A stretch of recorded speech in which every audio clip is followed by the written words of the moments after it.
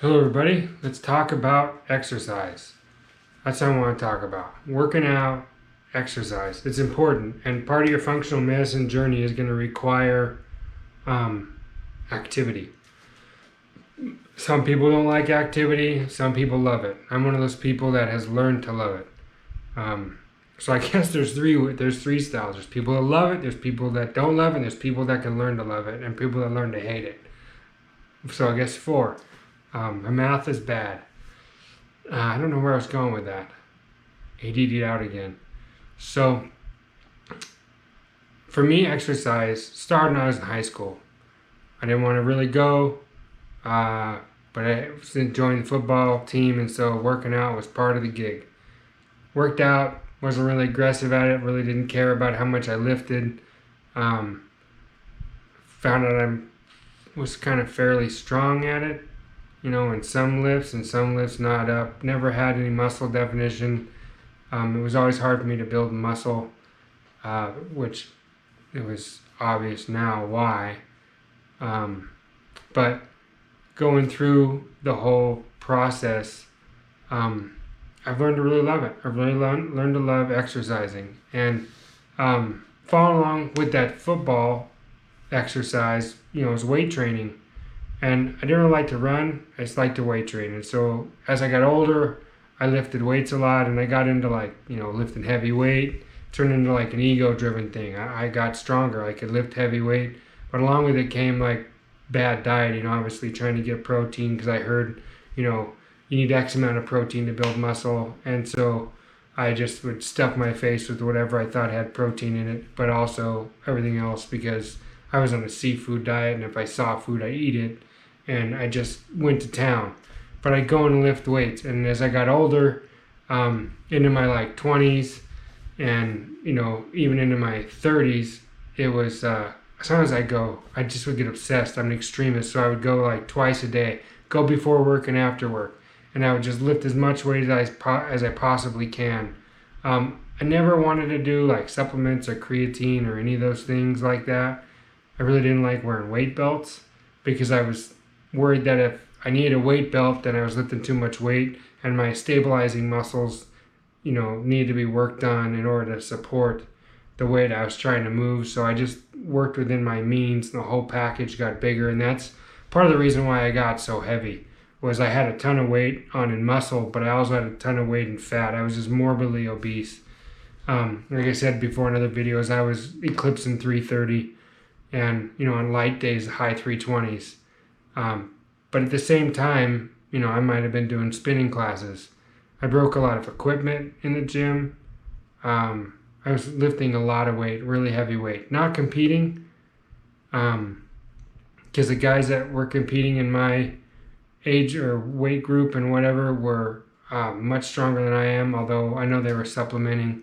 But I kind of used to tease the guys in the gym that were, not powerlifting, but guys that were I used to call them fluffing buffs, bodybuilders.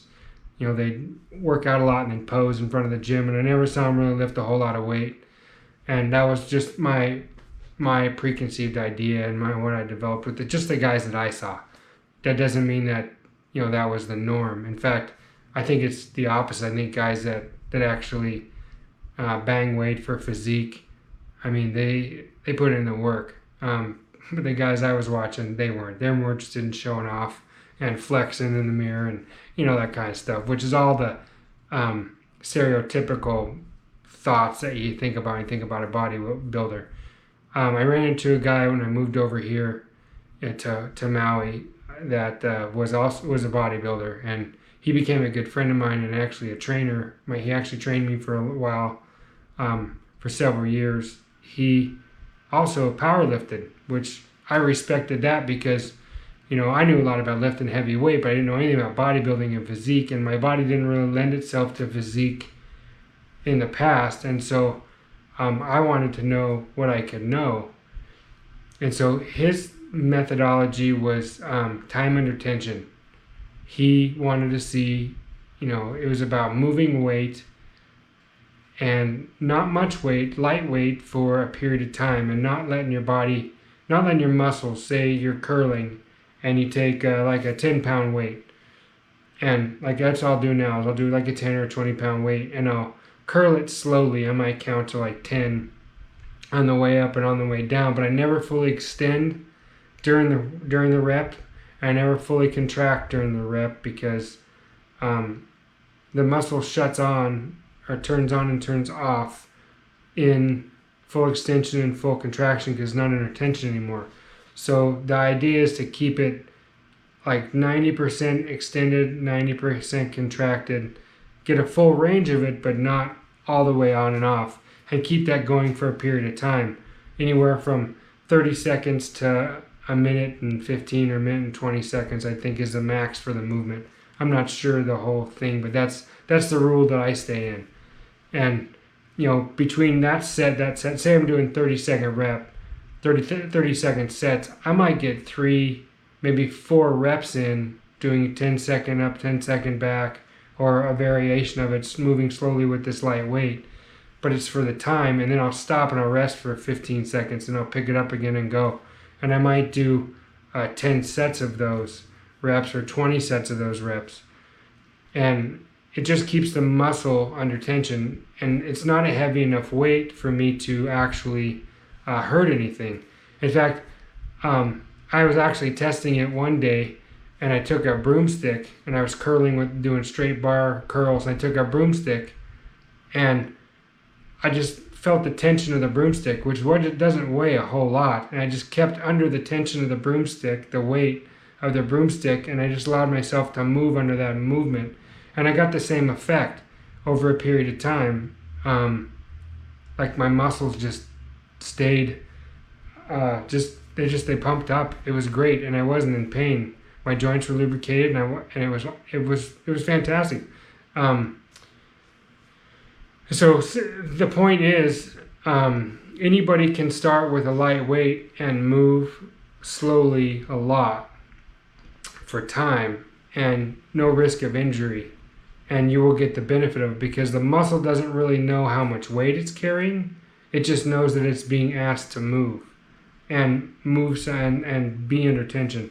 And so that was just what I adopted was that theory. And then later on, he kind of hit me to the idea of just doing reps, like lots and lots of reps, like a 50 rep set, like one sitting with 50 reps. And so it was, how much weight can you move for 50 reps? Good, perfect form reps. 3 to 4 second reps, 5 second reps, 10 second reps, whatever they are, depends on the length of the set. But trying to move it like that. And then he moved me into 100 rep sets. And he issued me this challenge, and he took it on as well, was, can we bench press 135 pounds, 100 reps without stopping? Just lay down and bang it out.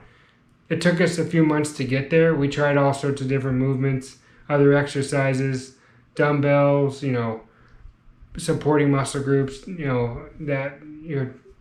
shoulders and whatnot, to get to that point where we would not fatigue and we could go to 100 reps. And I actually got 101 reps with 135 pounds. So a bar and 245-pound plates. Lay down and just go 135 or 101 reps without stopping.